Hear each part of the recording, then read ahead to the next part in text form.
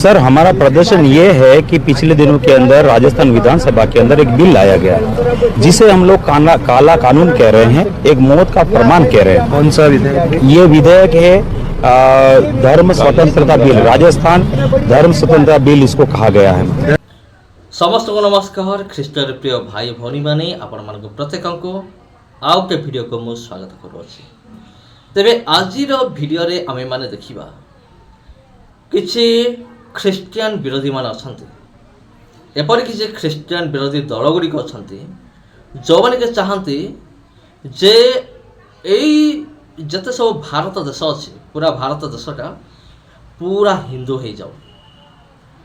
दिन रे स्वप्न देखुचंती कौन हम ना भारत देश गोटे हिंदू देश रे परिणत हम, माने आम भारत रे जेते भी ख्रीस्टियान लोक अछंती, जेते मुस्लिम अछंती, जेते बुद्धिस्ट अछंती, जेते सिख अछंती, समस्ते कौन हेबे? समस्ते हिंदू हेबे।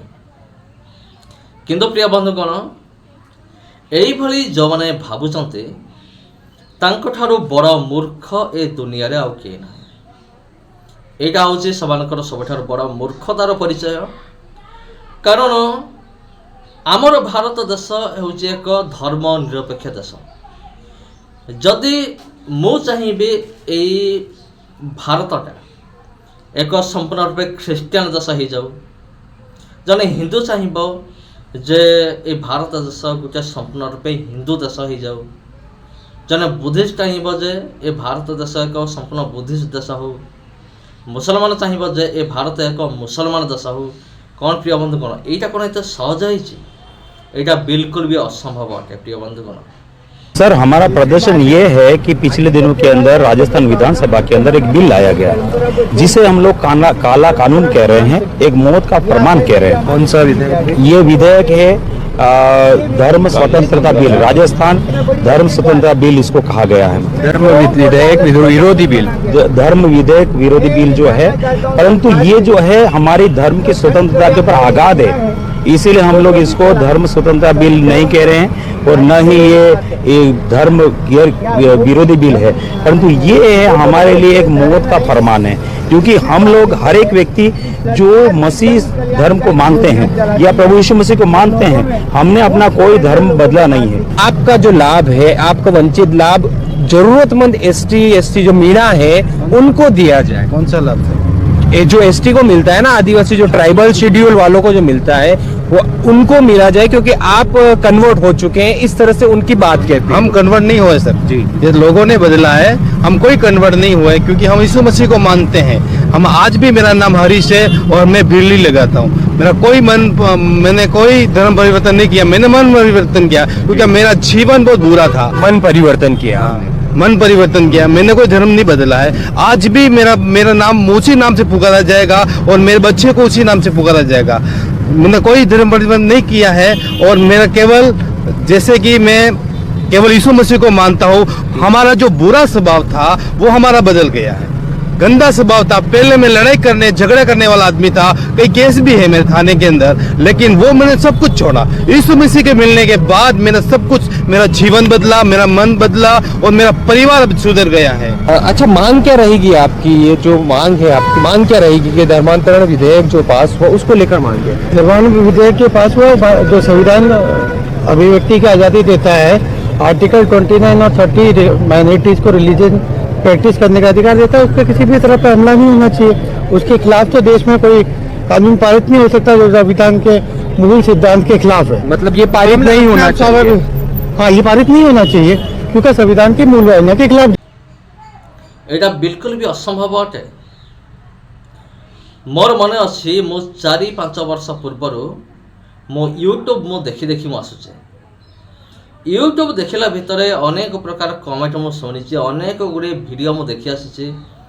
एबे भी मो वीडियो देखुची जे चलो आमे भारत देश को आमे कौन करदेबा, एक हिंदू देश करदेबा।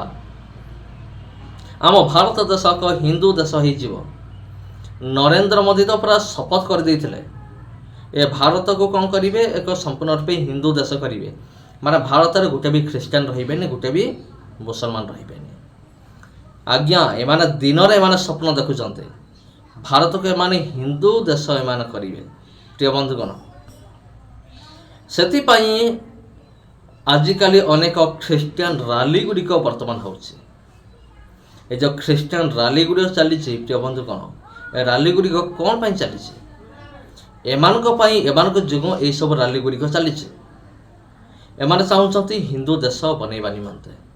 ତେବେ ପ୍ରିୟ ବନ୍ଧୁ, କ'ଣ ଅନେକ ଅଛନ୍ତି ମହିଳାମାନେ, ଅନେକ ଆମର ହିନ୍ଦୁ ଭାଇ ଭଉଣୀମାନେ ଅଛନ୍ତି, ସେମାନଙ୍କୁ ମଧ୍ୟ ଜଣା ଯେ ପ୍ରକୃତରେ ଭାରତର ଆଇନ କାନୁନ କ'ଣ, ଭାରତର ସମ୍ବିଧାନ କ'ଣ କହୁଛି ଯେ ଧର୍ମ ନିରପେକ୍ଷ ରାଷ୍ଟ୍ର ବିଷୟରେ।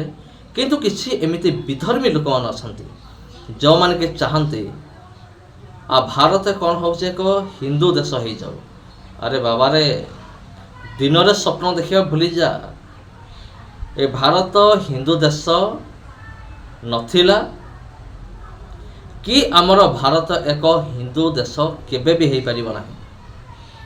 এইটা ମୁଁ କୋର୍ଟ ପେପରରେ ମଧ୍ୟ ମୁଁ ଲେଖିକି ମୁଁ ଗ୍ୟାରେଣ୍ଟି ଦେଇକି ମୁଁ କହିପାରିବି ଯେ ଭାରତ କେବେ ହେଲେ ବି ହିନ୍ଦୁ ରାଷ୍ଟ୍ର ହେବ ନାହିଁ, ବିଲକୁଲ ବି ଅସମ୍ଭବ ଅଟେ। ତେବେ ପ୍ରିୟ ବନ୍ଧୁଗଣ, ତାର କାରଣ ହେଉଛି ଭାରତ ଏକ ଧର୍ମ ନିରପେକ୍ଷ ରାଷ୍ଟ୍ର। ଏଠି ସବୁ ଧର୍ମର ଲୋକମାନେ ଏଠି ବାସ କରନ୍ତି। ହଁ ପ୍ରିୟ ବନ୍ଧୁଗଣ, କିନ୍ତୁ ସବୁଠାରୁ ବଡ଼ ବିଷୟ ହେଉଛି କ'ଣ, ଲୋକମାନେ ଧୀରେ ଧୀରେ ପ୍ରଭୁ ଯୀଶୁଖ୍ରୀଷ୍ଟଙ୍କୁ ସେମାନେ ବିଶ୍ୱାସ କରୁଛନ୍ତି।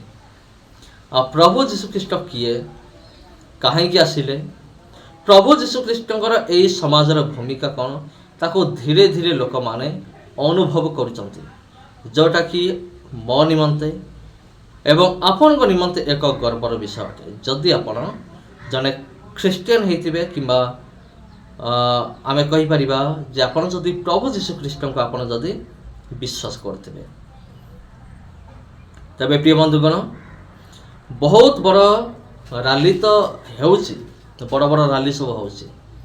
ବର୍ତ୍ତମାନ କ'ଣ ହେଇଛି ନା, କିଛି ଏମିତି ରାଜ୍ୟଗୁଡ଼ିକ ଅଛନ୍ତି ଯେଉଁ ରାଜ୍ୟଗୁଡ଼ିକ ଧର୍ମ ପରିବର୍ତ୍ତନ ଆଇନ ତ ଲାଗୁ କରିଥିଲେ। ଆଉ ବର୍ତ୍ତମାନ କ'ଣ ହେଉଛି, ସେମାନଙ୍କୁ ହିସାବ ଦେବାକୁ ପଡ଼ିବ ସୁପ୍ରିମକୋର୍ଟକୁ ଯେ ସେମାନେ ଏହି ଧର୍ମ ପରିବର୍ତ୍ତନର ଆଇନ ବା ଆଣ୍ଟି କନଭର୍ସନ୍ ବିଲ୍ ସେମାନେ କାହିଁକି ସେମାନେ ପାସ୍ କଲେ, ସେଇଟା ସୁପ୍ରିମକୋର୍ଟକୁ ସେମାନଙ୍କୁ ଜବାବ ଦେବା ପାଇଁ ପଡ଼ିବ। ମାତ୍ର 4 ସପ୍ତାହ ମାଗିଛି, 4 ସପ୍ତାହରୁ 2 ସପ୍ତାହ ଗଲାଣି, ପରେ ହେଇଗଲାଣି। ଆଉ ମାତ୍ର 10 ଦିନ କି 11 ଦିନ ଅଛି ବାକି। ଗୋଟେ ଅନୁମାନ କରିକି ମୁଁ କହୁଛି, ଏହି ସମୟ ଭିତରେ ଯଦି ପ୍ରମାଣ ଯଦି ନ ଦେଇପାରିଲେ ତେବେ କ'ଣ କରିବ, ସୁପ୍ରିମକୋର୍ଟ ପୁରା ଆଦେଶ ଦେବ ଯେ ଯେତେ ସବୁ ଆଣ୍ଟି କନଭର୍ସନ୍ ବିଲ୍ ସବୁ ପାସ୍ କରାହେଇଛି, ସେ ସମସ୍ତ ଆଣ୍ଟି କନଭର୍ସନ୍ ବିଲ୍କୁ କ'ଣ କରାହେବ, ଖାରଜ କରାହେବ। ପ୍ରିୟ ବନ୍ଧୁଗଣ, ସମସ୍ତଙ୍କୁ ନମସ୍କାର। ଆଉ এই ଭିଡ଼ିଓକୁ ଆପଣ ସେୟାର କରନ୍ତୁ ପ୍ରବଳ ମାତ୍ରାରେ। ଯଦି এই ଭିଡ଼ିଓରୁ ଆପଣଙ୍କୁ କିଛି ଇନଫର୍ମେସନ୍ ମିଳିଥାଏ, ଆପଣ ଯଦି ଭାବୁଛନ୍ତି ମୁଁ ଏଇଟା ଜାଣିନଥିଲି, ମୁଁ ଜାଣିଛି, ଏ ଭିଡ଼ିଓକୁ ମଧ୍ୟ ଅନ୍ୟମାନଙ୍କ ପାଖରେ ପହଞ୍ଚିବା ଦରକାର। ଯଦି ଆପଣ ଏମିତି ଅନୁଭବ କରୁଛନ୍ତି ତେବେ এই ଭିଡ଼ିଓକୁ ଆପଣ ନିଶ୍ଚିତ ରୂପରେ ସେୟାର କରନ୍ତୁ। ସମସ୍ତଙ୍କୁ ନମସ୍କାର। ଆଜି ପାଇଁ ଏତିକି। ପୁଣି ଭେଟ ହେବ ଆପଣଙ୍କ ସହିତ ଆଉ ଗୋଟେ ଭିଡ଼ିଓରେ। ନମସ୍କାର।